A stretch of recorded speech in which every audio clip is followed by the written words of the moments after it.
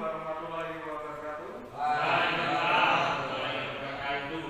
Supaya ilmu yang apa kita dapatkan dari ini bermanfaat, silakan Pak Ketua Kelas bekerja dulu. Bapak mau presentasi dulu. Agus, Eko, kali ini kita belajar tentang analisa gangguan pada sistem starter. Kalian sekolah pelajaran sepeda motor, ya kan? Cara menyalakan sepeda motor ini biasanya bagaimana? Starter, pakai yang kick apa elektrik? Yang kick berarti pakai kaki, elektrik tinggal pencet yang kick. Maka starter elektrik kalian mengalami gangguan? Starternya kenapa Mas? Tidak menyala. Mungkin artinya Bapak jelaskan di sini. Sistem starter elektrik pada sepeda motor, satu komponen dan lainnya itu dalam satu sistem saling berhubungan. Bila mana satu sistem saja bermasalah, maka bisa dipastikan sistem starter tersebut tidak akan sedikit diujian tentang pembelajaran bagaimana menganalisa gangguan pada sistem starter. Untuk memperjelas materi belajarnya Di Auto Expose. Kalian pasti punya atau setidaknya pernah memakai motor. Sebelum dijalankan, mesin motor itu pasti dinyalakan. Nyalakan mesin motor ada dua cara. Pertama pakai kaki atau biasa kita sebut kickstarter. Dan yang kedua yang paling praktis adalah dengan menekan tombol starter, listrik dari baterai mengalir ke motor starter. Sehingga motor starter berputar dan engkol mesin juga ikut berputar. Saat engkol mesin berputar, pembakaran pada mesin terjadi akibatnya mesin bisa menyala.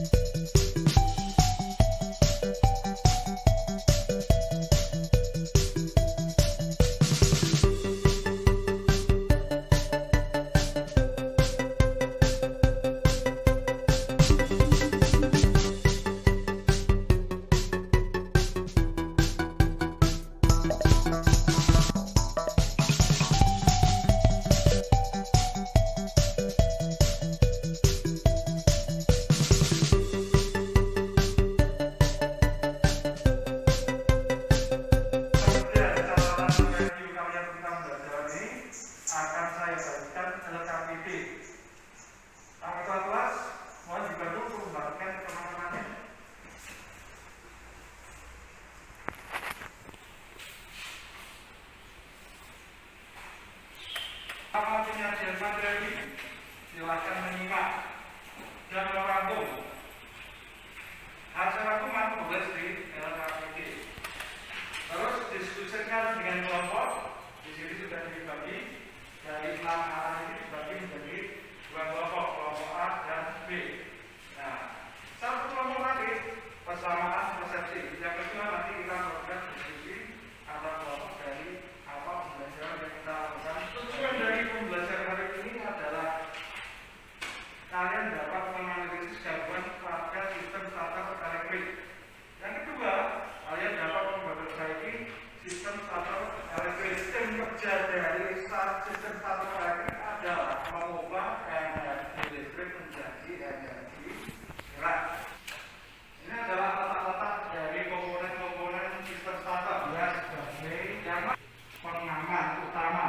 Jadi bisa dikatakan di sini ketika posisi kunci motor on, maka sistem starter bisa bekerja. Ketika posisi kunci motor off, sistem starter tidak bisa bekerja.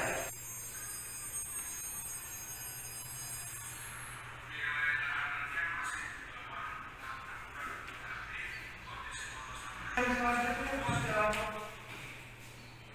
pengujian tentang komutator.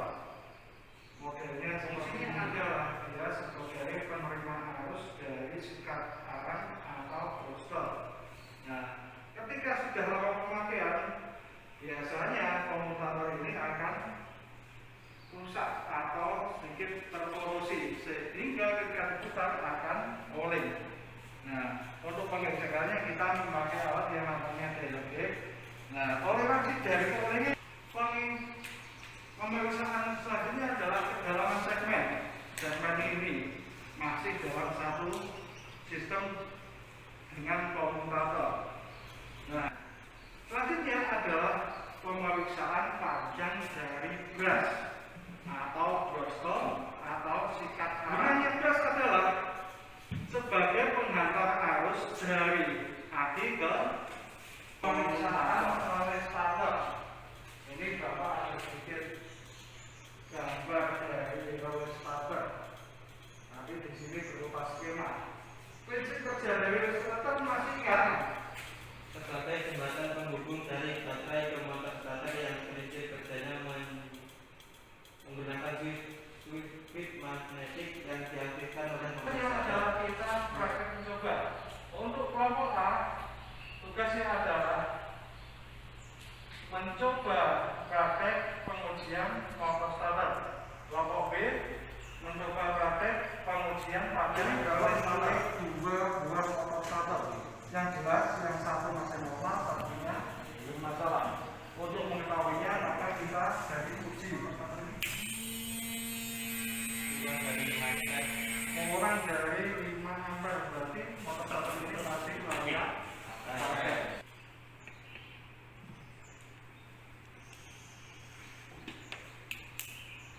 Berapa terbaca?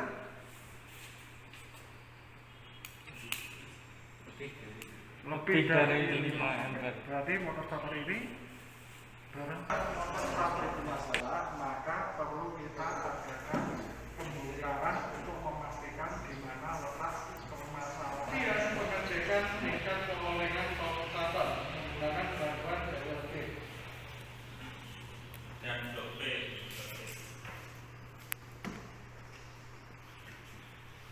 Kan apa segmen yang ada di komutator yang tidak terjadi konektivitas. Untuk kelompok B, tugasnya adalah menguji relay starter masih bisa bekerja atau tidak.